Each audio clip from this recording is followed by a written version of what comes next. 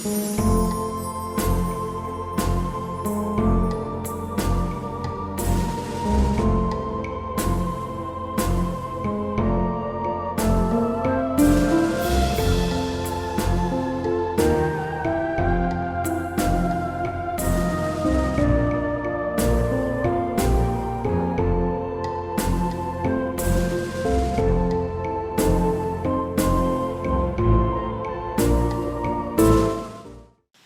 le atatou tapu i atu le tua i nei tae au.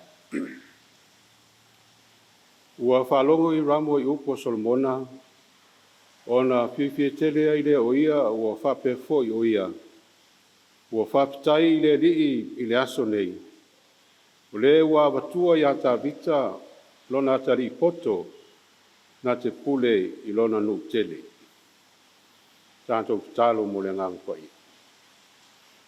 Nganga pa ia no mātou soso an sili e a whio mai e māputaina i mātou whātasi malau atunu. Wā le taulanga whāpitai e whio mumoli atu nei o na loa lofa malau whamaon.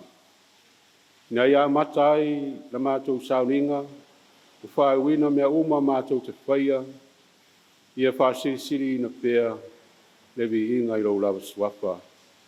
Ia la lava ia Yesu Keriso, o le ali ma le whaola le mātou talo. Amen. O le whaitawina o le tuspa ia, o le tuswhiwhiria o le nei aso, te ona iai le whasinonga le tuswhaitawasa o le kalesia. Tupu mua i loa matau koe lima, whai upu mua e o le sifuru lua. O au te whaitawina nisi o whai upu. Whaafonga maia i nisi nei o whiongo pa ia le atua. O whalongo i ramo i upu a Solomona anu whiawhia tele ai le o ia. O whapea fo i o ia. O whapitai i le lii i le aso nei o le na abatua i ata vita lo na atari poto na te pule i le nanu tele. Sau leo le whiaua i ramo i a Solomona o whapea mai. Wau whalongo i mea na sauai lau whiau i a tiao, o te whaia mea uma o e whinangalo iai i la au o arasi, ma la au o perosi. E awe i whai e au au auna a i le panona i le sami, o te whaia foi ma waa la au, ma momoli i le sami i le mea, e te whitalai mai iai i a tiao. Ma au whai atu i te talaina i le mea, e te awa iai. E te whaia fo i le mea o te manao iai, ia au mai me ai ma alo wa inga. Ave ai lea i ramo ia Solomona o la au a rasi ma la au o perosi, o mea uma na ia manao iai. Wa watu fo i Solomona ia hei ramo o saito e lua sifuru afe, o kori e whai ma mea ai ma alona a inga, ma suau e tu ia, o kori e lua fulu, ua whapea o na watu e Solomona ia i ramo i lea tausanga ma lea tausanga. Po ina mai fo i le li o le poto ia Solomona. E pei o na ia whetalaia mai ia te ia. Ua la nofo le leo i ramo ma Solomona. Ua la o sia fo i na la fia ngainga. Whamuni mai le atua i le whaitaunga o le tuspa ia. Moia ia te ia le vi inga i whau vau. O le launga le swafa ma malu o le atua le tamaa, ma le alo ma le anganga pa ia. Amen. Whiriwhiria e whai matua i nei tae ao, le whai upu e fitu o le tusi whai tau, tupu mua i lona matau upu e lima, e whapea. Ua whalongo i ramo i upu a Solomona, o na whiawhia tele ai le o ia. Ua whapea foi o ia. Ua whawhitai i le alii i le aso nei, o le ua awatua i a tāwita lo nā tari poto na te pule i le nā nu tele. O le autu o le nei aso e peo na iai le whasinonga le tuswhaitau aso, ata mai mō le tōwhinga. Ata mai mō le tōwhinga. So se ngā ruenga lava ma wala uina o tiute ma au aunanga, po tō whinga e whiriwhiri e iai, ua le lava le anga waa ma le poto ua o ina ai tātou, e whaatino ina ai. Ina ia o atu I sona tūlanga li lei anto toa. E manao mia pēa lava se isi malosi e siri atu, na te whaafoina ma wha malosi ai tātou.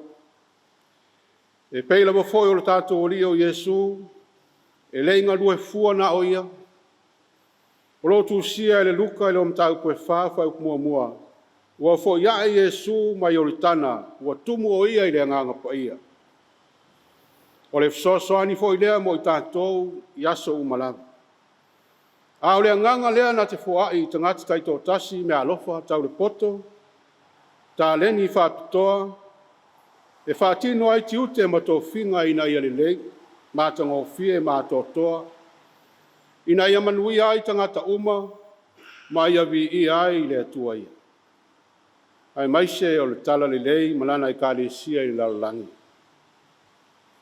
E le tasi se whaiva, ai lasi, to mai ma ngā waa ua whaasoa I tangata taito tasi. Ai au auna I le anganga I tasi, mo le lei ma le manuia o se wha moe moe ilo na ato toa. O le tō whaapoto lea le langi, ma le whautautanga lo loto, o le mata I sau o mea uma. O le wha au penga ina o tangata taito tasi I mea lofa, wha ola le anganga. Ia manui ai tangata uma, ma vi I ai le atua. O le tūla I mai o Solomona e whai matupu I aisala elu, ina ua mawai tā vita lona tamā, e lei whai ngō fie ia Solomona. Mea lea na ole ai matatalo ai Solomona I le atua, mo le poto ma le ata mai, e ilo ai ona taitai lona nu. Na fo ina le atua le poto, ma isi mea, ia Solomona I pei o le tala masani. La lea usauni Solomona mo le ngaluenga o le fale o le atua, o na ia tāpā lo lea le fesoasoani a le tupu o Hiramo, le tupu o turo ma saitonu, ma ia whailoa ia I Ramo fuafuanga uma mo le manu manu. Wa ia tau o te fo ia I Ramo malona manao. E le ngata o li tangata popoto mo ngā luenga whapea mai turo ma saitonu. A o la au a rasi ma la au pe rosi mai le panona. Ia au mai anei mea, ai abe atu mo Hiramo lona a inga maona tangata o saito masua au o lo fau masoloi Israel. Ai mai no whaalongo loa Hiramo I upu ma le tō whaapoto a Solomona. O na fia lea lona loto ma whapea ane. O te whapitai I le alii I le aso nei. O le ua watua ia ta vita lo nata li poto na te pule I le nanu tele. Mai fea, o le mea lofa le atua na tu ia Solomona, e whaatino ai tō whinga ma wala uina mai le atua. O le tō whawhitalai ma le tō whātitala, o le uta le nā le poto, e le tā ofi ma mau. O mea leo ia Solomona ma o le tangata, a o lai iai a Hiramo ma o le tangata, a e sili ona mana o mia mo le ngā luenga o lo fia whai. O le malu ma le fale o le atua, e ave iai mea sili ma mea le lei ma mea mātong o fia uma. E le atatau o na tuua. Ai au mai ina ia le lei ma toa le ngā luenga ma le wha moe moe, e pei o na fuafua ina. Ioe, e le aise isi wa toa ai mea uma. E iai mea o ia te oe, e le o iai le isi tangata. O iai foi mea, o iai le tasi tangata, e le o ia te oe.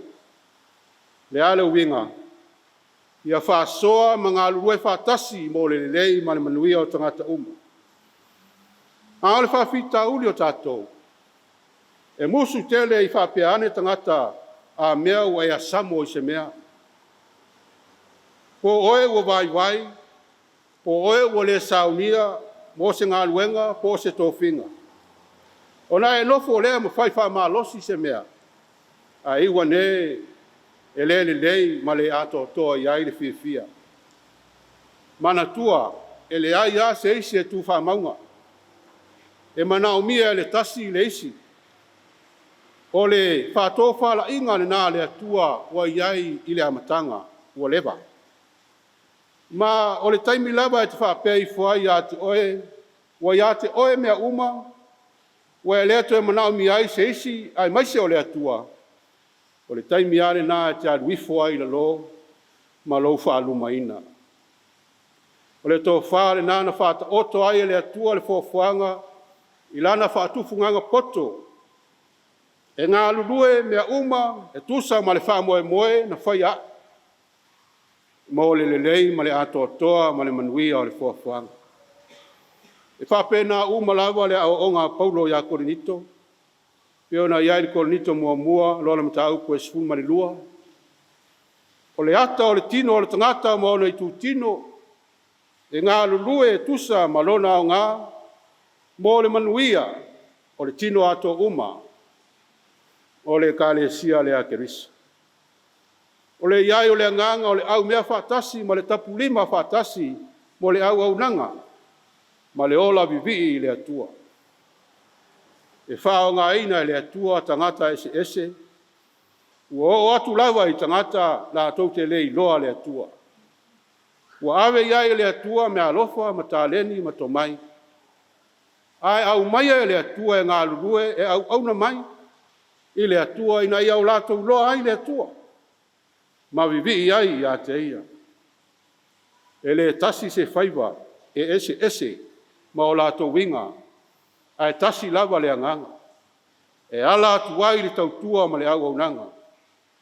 Mo Paulo, o le anga wā o tangata tai tō tasi, malana au nanga, o se i tu tino ke reso, e lea whaina ai, po wai lea, a wai lea. A o le tāua, o le iatu tusa o tu tino tai tasi oma, ma to mai, ua whātofu sia i nai. O me alofa whaola, mo le ngā luenga whaola, a le ali. Le atu nu ue sa moa, ma le kāle sia i le nei tausanga fōu. Iau tofi ma tiute ua wāl au inai, taita inga o a inga, pule ina o nuu, upu whai o malo, ngā luenga le atua ma le tala le lei. Ua nao le atua ma le taita inga le anganga, tātou te wha moe moe ia. Ua tofu tātou ma to mai, me alofa, poto ma le ata mai, e ala mai le anganga. E wha moe moe ina ia manui ai tangata oma, ma vi i ai le atua. E tā ua oe, e amana ia oe le atua. E alofa fo i le atua ia te oe, ma oe ma fo ma i tātou uma. Nā te wha o ngā ina, ma ia wha anga wa ina, tangata tai tō tasi, ina ia mawhai o na ola i nisi. Wa ia e le atua, fesili, wha mala malama mai lo loto, ana mea lofa lo ia te oe, ina ia e wha o ngā ina, mo le lei mane manuia. Ma ia vi ia le atua. A matalia le malanga, o ala o fi au matiute ma au nanga, loto tele wha utauta, loto maulalo alofa, ono sai wha palipali. Wha tua ma wha moe moe le atua, o wao le a tele lutau, ai maise le ti a polo, maana au. Tatalo i le lia le au noa, whai mai le tō whāpita lai ma le utalo loto. Fo ai mai le tō whāpita lai ma le whaautanga lo loto, whaatino i nai tō whinga e ala atuai le tautua mo le atunuu, ma sa ili ai ma lo mo le atua malana e kalisia. Le whio mai o Yesu Christo, e lei ngā lua fua, whia ngai mati ngā e o i oti, ai na mau a upenga i le anganga po ia. O le mana lea na ia mawhai ai me uma, au mai ai le tō whā, pūlea i nai oe, tai i nai oe, whā tumu i nai oe, i le poto ma le ata mai, mai le atua lava. Tō i lalo ai ti a polo man au, ai mā lo ai o whaiwa, i tō whinga, ua whiri ai e le atua. ia manuia tausaga fou ona o Iesu. Amen. O le a tātou vi atu i le atua i le pese se lau 12.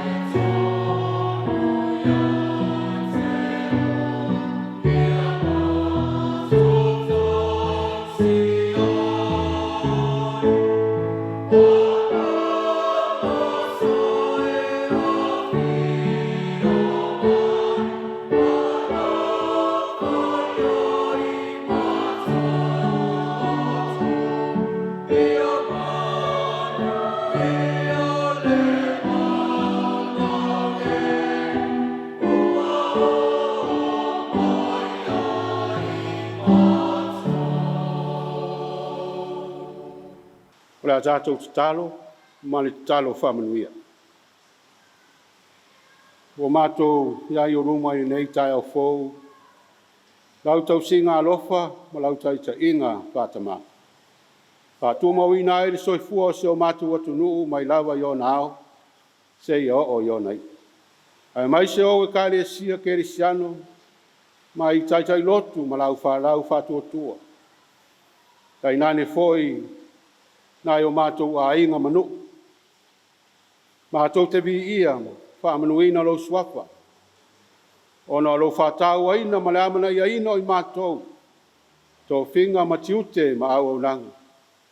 Ai maise o lo whaau penga ina, ma le whaanga wa ino i mātou tai tō tas.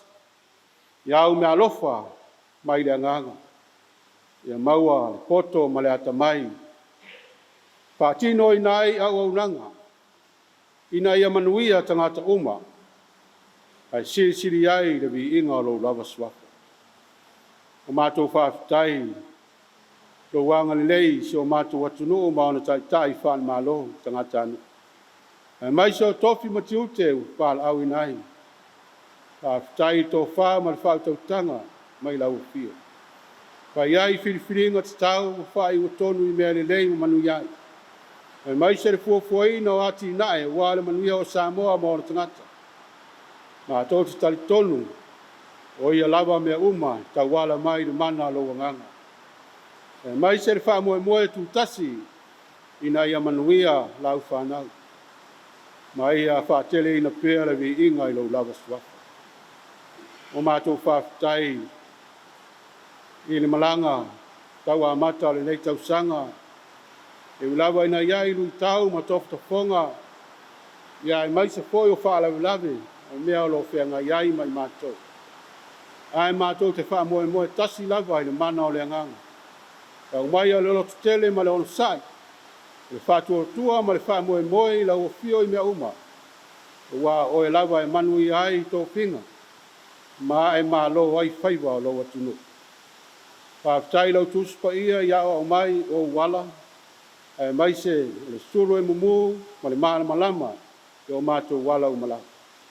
Kai nani fo le mana o le anganga pa ia e wha matala loto. Ma umai ale mana malama ia i mātou e winga o au fionga.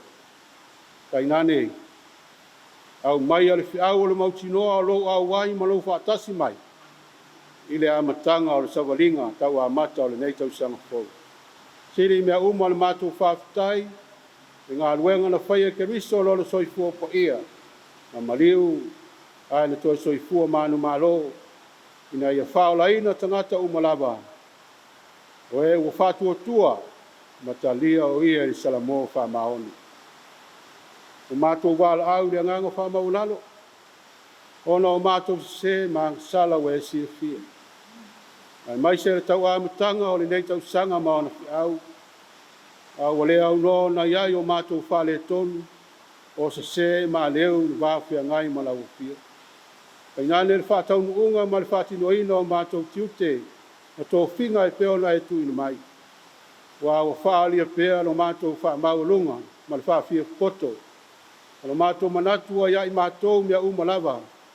O mātou le amana ia i nai o mātou uso atangata. Ai sili ai o na matau tia. O mātou le amana ia ina o lawa fio. O mātou wala au le nganga whaamaulalo le tamai. E alofa mai e whamangalo mai i mātou. Ai mai so mātou tai tonu a inga manu ma lo atunu. Ai mai se foi whai o malo o lawa i o kalesia. Ma lau whanau whātutua. Mātou te talo, le mana, le mariu o Yesu Keriso, e whamamai nai i mātou uma. Whamangalo i nai o mātou leanga mangsala. Koe wha ato toi nai i mātou mo au fi au. A wāle manuia o lau whanau. Mai avi ia pēa lo suafa e whaavau. Whamanuia mai le nei aso. Maona tauru manga. Leanga atu o lo atu nuu i fi au mga luenga. Leo atu male fo i mai le uta male tai. E mai so fua fuanga ma wha moe moenga le lei.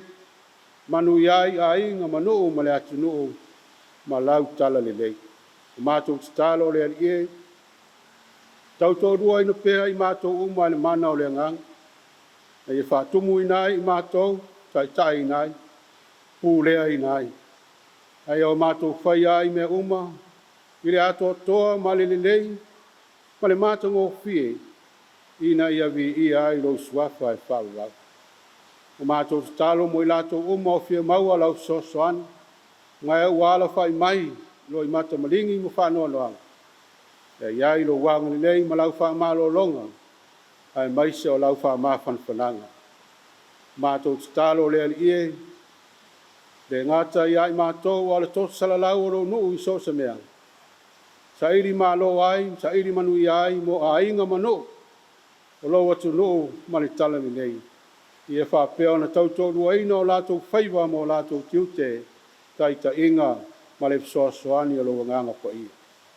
Whamatala loto iai mātou, au a fionga, io na o mātou whaitau mo whaalongolongo iai. Ia whapea nā lawa o na taita ina ai, hala o fi au mga ruenga, o tō whinga ma o mātou wala wina, ina ia manuia lau whanau mo vi i airo lawa swaka. O mātou talo ia le tamai, pātasi ai ma mana onga ue si le fia o mātou lotu taito tas, mātou tui nātu umalawa i lau o fio i whaia i airo whingalo alofa, au a lawa nei whaia o mātou loto. Ala lawa i ai Yesu Keriso, le alii ma le whaola le mātou talo. Ale manuia ma le file mu, le alofa tu roa ma le mafutanga ma lau o fio, le atua le tamaa, ma le alo ma le nganga pa ia. Kei lunga lea ia i mātou msamo uma, ma lau whanau whātua tua le lalolangi atoa. E amata atu nei, e o ili whaavavau lava. Amen.